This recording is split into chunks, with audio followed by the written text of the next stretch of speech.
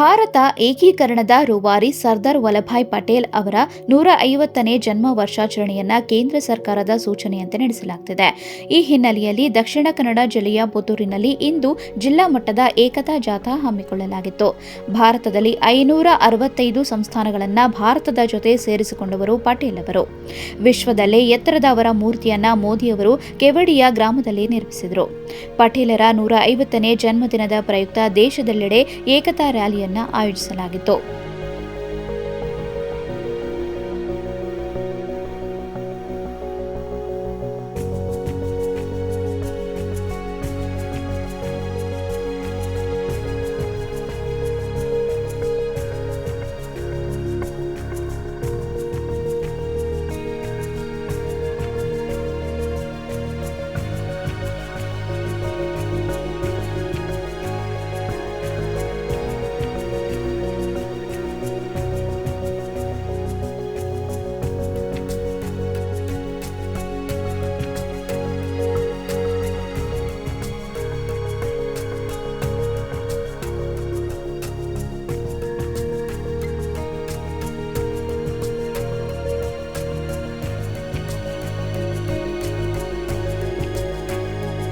ಭಾರತ ಸರ್ಕಾರ ಯುವ ಕಾರ್ಯ ಮತ್ತು ಕ್ರೀಡಾ ಸಚಿವಾಲಯ, ದಕ್ಷಿಣ ಕನ್ನಡ ಜಿಲ್ಲಾಡಳಿತ, ಮೇರಾ ಯುವ ಭಾರತ್ ದಕ್ಷಿಣ ಕನ್ನಡ ಜಿಲ್ಲೆ, ಯುವ ಸಬಲೀಕರಣ ಮತ್ತು ಕ್ರೀಡಾ ಇಲಾಖೆ ದಕ್ಷಿಣ ಕನ್ನಡ ಜಿಲ್ಲೆ, ಜಿಲ್ಲಾ ಯುವಜನ ಒಕ್ಕೂಟ, ತಾಲೂಕು ಯುವಜನ ಒಕ್ಕೂಟ ಪುತ್ತೂರು, ರಾಷ್ಟ್ರೀಯ ಸೇವಾ ಯೋಜನೆ ಘಟಕ ಪುತ್ತೂರು ತಾಲೂಕು, ಭಾರತ್ ಸ್ಕೌಟ್ ಮತ್ತು ಗೈಡ್ಸ್ ಘಟಕ ಸಹಕಾರದೊಂದಿಗೆ ಜಾಥಾ ನಡೆಯಿತು.